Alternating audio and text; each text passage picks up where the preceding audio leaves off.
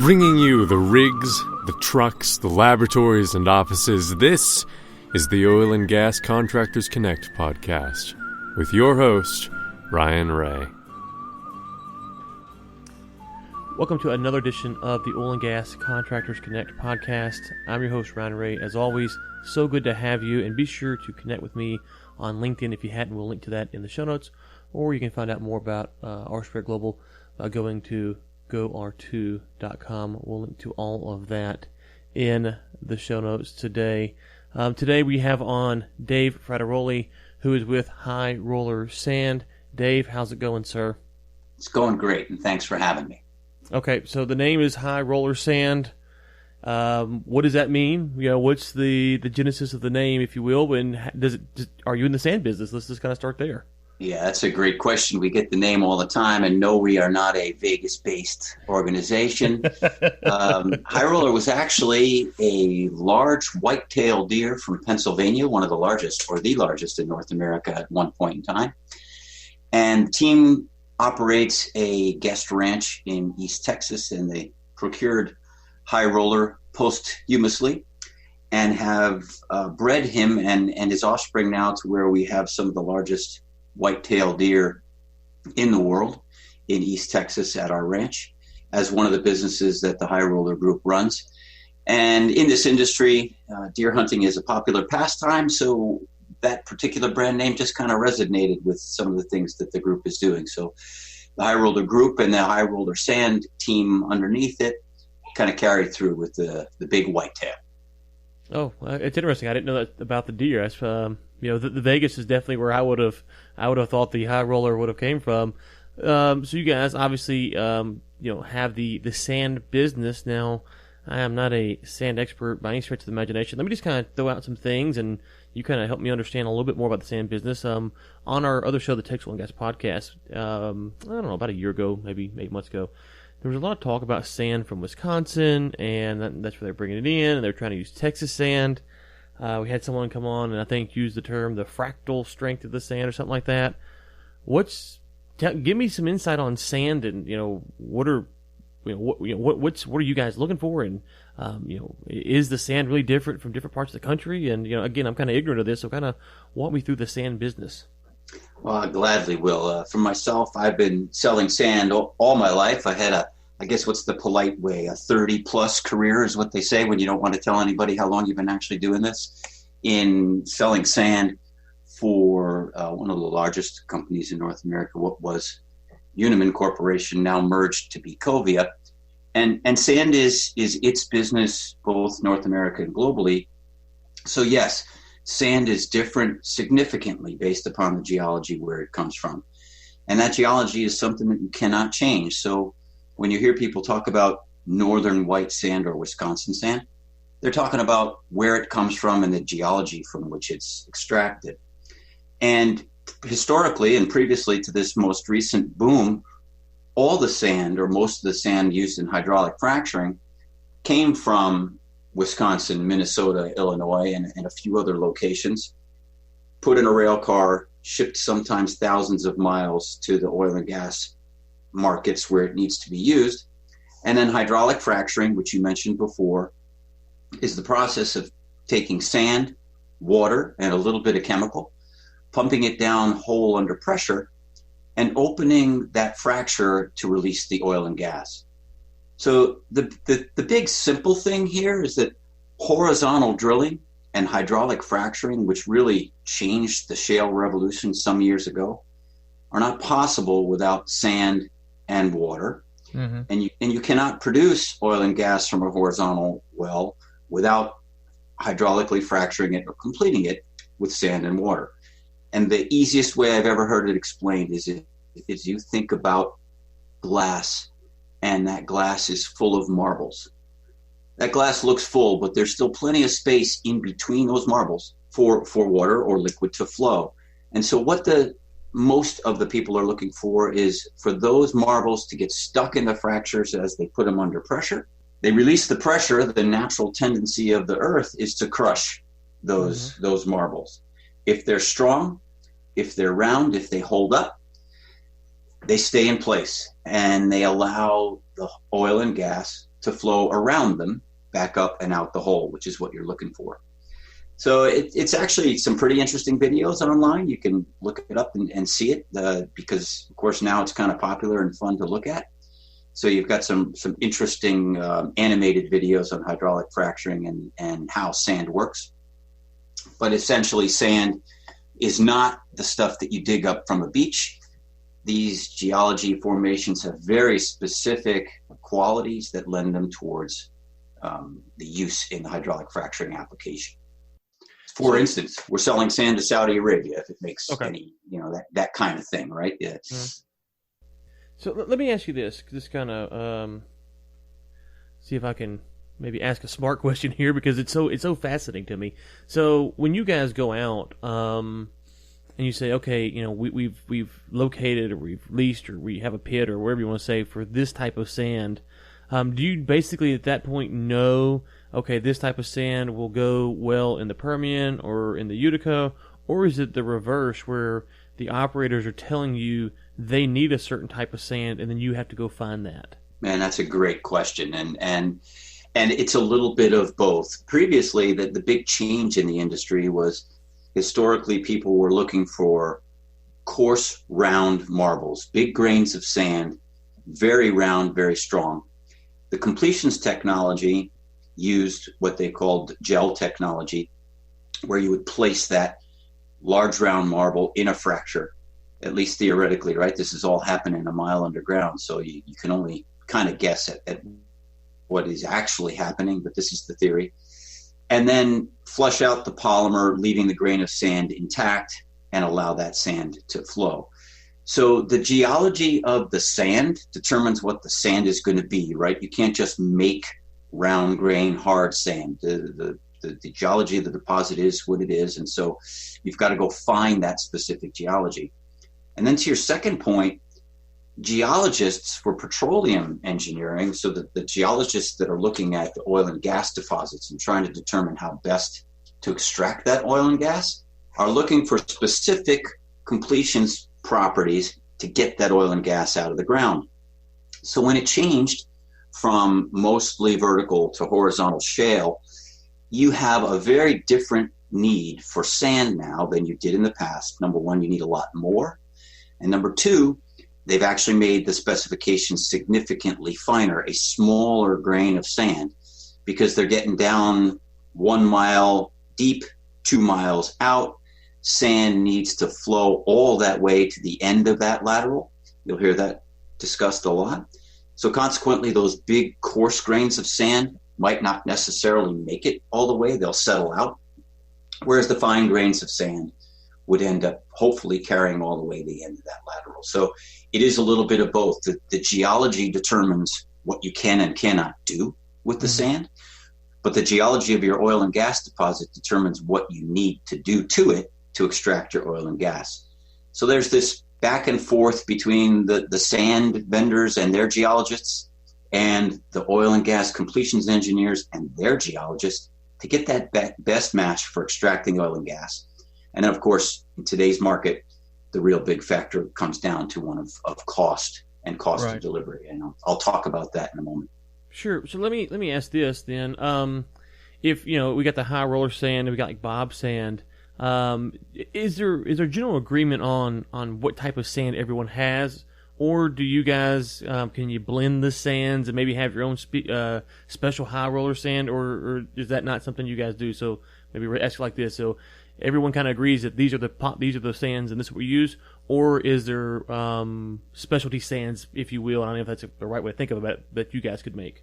No, it's a good way to think about it. Look, you can put two sand guys in a room and they'll argue forever about what is the right sand to be used. And of course, like any business in America, we're trying to differentiate ourselves and make ourselves something special. So again, I'll come back to the fact that geology determines what the sand is. Now, you can process it, of course, and we do. And processing technology, mineral processing technology, especially for sand, has advanced leaps and bounds these last couple of years because, of course, the the volume is there and the money is there, and so everybody's into it. So yes, you can differentiate yourself by how you clean the sand, if you will, how you wash it, how you dry it, how you ship it. You can differentiate yourself as to how you serve your customers. This is an on-time, in-spec, need-it-now kind of business. So having the ability to do that and ship large volumes in a short period of time is something that the oil and gas world expects of its sand vendors. And so a lot of what has transpired recently in the business has really been around, okay, I'm going to take quality for granted. If you can't produce good quality sand, you're out. You're out of the game anyway. What's the next big thing is the service aspects of it, how you get that sand from where it is to where it needs to be in a short and economical period of time. And anybody who's been around this business knows that, they'll call you on Friday and say, I need it tomorrow. And tomorrow, we usually get yesterday. Exactly. And you can either do it or not. It's up to you. Yeah. Look, it's not quite so bad, but there's still some of that. And right. Honestly, some of that is what keeps all of us coming back to this business, because there's a little bit of thrill in that as well. But your ability to respond to the market and have your product where it needs to be, when it needs to be, and oh, by the way, on time, in spec, every day, really is the differentiating factor lately for sand vendors. It's funny you mentioned the high demand that the industry brings, and one thing my dad taught me very early on was, he said, if a client's tough to deal with, but you're the one person who can deal with them, then you can actually be the person who monopolizes their business, because they, if they're tough to deal with and other people can't meet their needs, then you can actually be the one who can get that work that no one else can actually keep, because they're going to get fired. And so, obviously there's some clients that are so problematic it's tough to deal with, but there is a lot of truth in that we kind of forget that the fact that things are in high demand, we need it yesterday, we need it today, we need it right now, it does bring excitement, but it also brings a little bit more margin, it brings a little bit more profit, and it brings a different feel to the business that maybe if you're out there, I don't know, selling, Viagra pills or something, you just don't have. That's, I would have loved to have talked to your father, because I'm sure we would have agreed. It's not a one-off sale. In fact, most of my guys very rarely actually get a purchase order when you're making a sales call. Mm-hmm. It's about developing a relationship that is good in both the good times and in the bad times.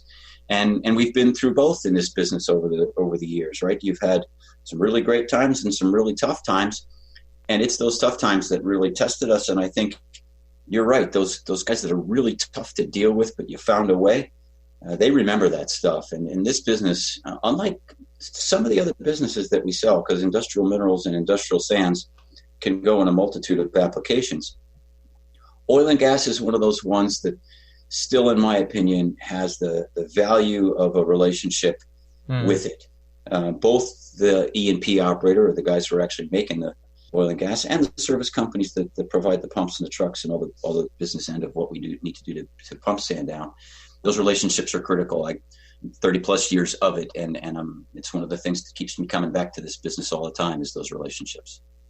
Okay, so let me ask you a couple of different questions here, just because it's the thing that you said have kind of brought this to me. So let's say you guys are going out, and again, this is not any inside baseball here, so just generalities is where I want to keep this at. But once you get the sand from the earth, is there a life expectancy on it? I mean, because you mentioned that there's all these things. You said you can wash it, you can dry it, and I mean, or is there certain ways you have to store the sand to preserve the sand, because it's sand? But I could see if you're going through these special processes to get it where it's, I don't know what the right terminology is here, but in proper to pass inspection, if you will, for a client, is there a certain time frame from when you take it from the ground to when you want it going down hole? No, and that's a good point, right? The American Petroleum Institute, API, has a specification for frac sand. API recommended practice 19C. Everybody knows it by heart. It has a spec for what that sand can be physically, and then it has a spec in terms of how you test it, how you wash it, and what it needs to be in terms of fitness for purpose. But one of the things about these sands is these deposits that we're mining are hundreds of millions of years old, right? Dinosaurs ruled the earth when some of these deposits were generated. So shelf life, as you noted, really isn't the issue.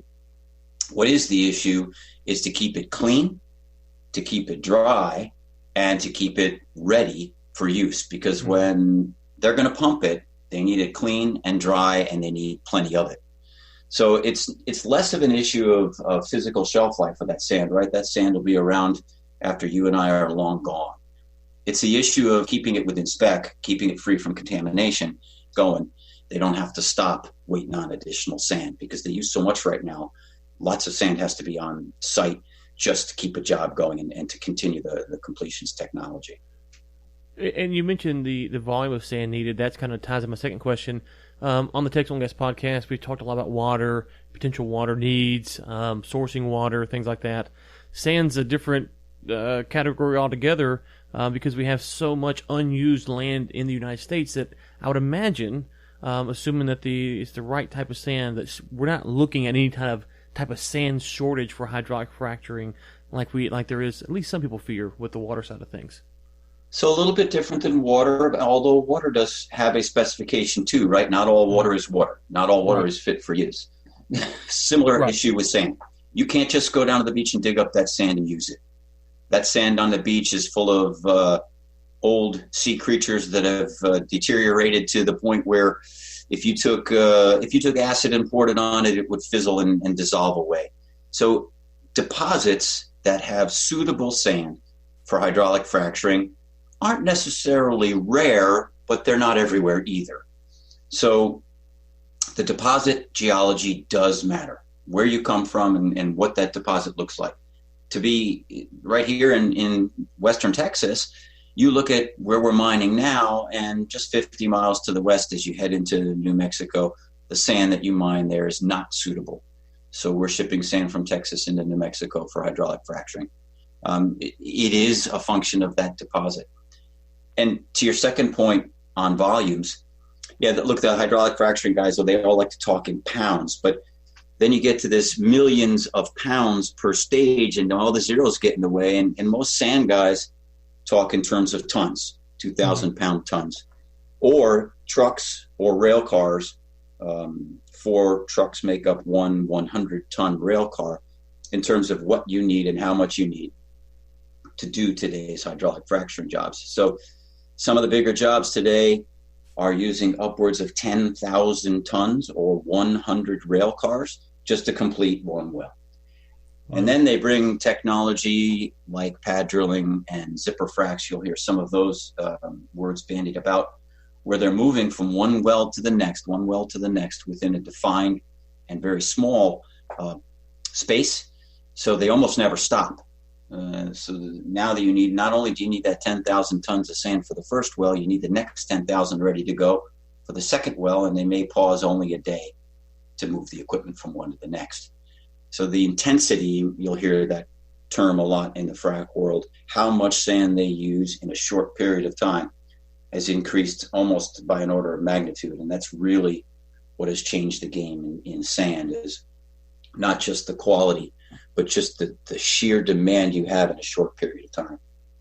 Okay. So let me shift gears here. One of the questions I think I've asked every guest, and I'll try to get you as well. As a vendor or contractor, people in the business like yourself and I am, there are certain things that we say with our business that we say we want to alert clients that these are the small things now that could be big things later on. In the sand business, is there things where you say, you know what, when we're going in to sell sand to a client, these are some of the things that we want to go ahead and brief them on now that might seem to be insignificant, but if we don't take care of them, they could cost us millions of dollars later on down the road? Boy, that's a great question. And I think you have two things in this business. One is experience, right? Because with all of the new demand comes private equity money, call it less experienced money, to get it done quickly, get in and get out perhaps. And that kind of thing may sound good right away, but ultimately these businesses go on for hopefully many years into the future. And you want to know who you're dealing with, like we talked before about when it gets tough. You can make that call at midnight, have somebody that you know answer and know that they're going to get it done. So understanding what's important is, in my opinion, a differentiator in the sand business. And there's some really, really good people out there that understand this business and have been doing it for a while, that I think, set themselves above some of the more recent entrants into the business. And then I think secondarily, when you think about this business today, and we talked about it before with the on-time, in-spec every day, anybody can make good sand if you paid enough attention to it. The technology is there. The CapEx, of course, is there, provided you have access to funds. So making the sand now isn't near as difficult as it may have been even 10 years ago. But what's important now is your ability to deliver it quickly and in spec. So all of the sand mines that you see now have very intense trucking capability so that you can load quickly. A 24-ton truck in less than 3 minutes is the current going rate. And you want to load those trucks when they come and make them as comfortable and as quick as possible and efficient, because the volumes get you in a hurry, right? So if you run out of truck capacity, you're down. I don't care how good your sand is, and I don't care how good your relationship is. So that's the big thing that has changed our business lately. It's just this speed with which we need to react in large quantities. That differentiates, in my opinion, the even if you have the best sand, if you don't have the ability to deliver it quickly, you'll be sitting on great sand with no place to sell it. Yeah, some kind of logistics manager or something to oversee, what's going on, bringing, transportation. It sounds, I didn't even think about that, but that's, if you're loading that much sand in 3 minutes or whatever, if you didn't have it, that's crazy. You need to either do it yourself, so you'll see a lot of sand companies who have employed what they'll call a last mile solution to allow them to deliver sand straight to the wellhead. Or High Roller has taken a different approach, and we partnered with one of the best in the business, a company by the name of Total Sand Solutions, or TSS. And so we do what we do best. We make great sand, and we make it available to load. And the TSS guys can take it from where it is to where it needs to be, midnight on Christmas Eve, if that's what you need. Awesome. Okay, well, let's turn now for our last couple of things here. First off, is there anything that we didn't cover that you said, I wanted to circle back around to, we didn't get to, because I do want to kind of start to bring us into Final Descent, if you will.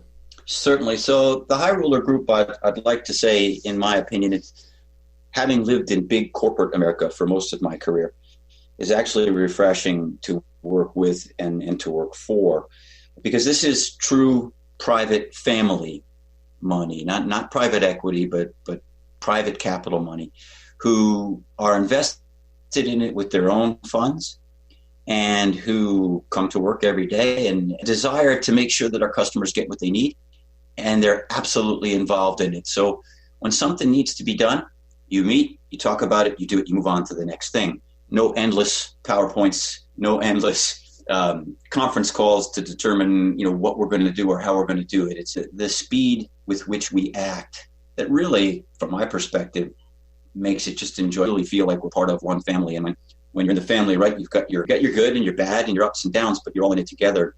And that, in my opinion, differentiates High Roller certainly from the public guys who can't do that. It doesn't, they don't want to. It's just very different stakeholders and a very different structure.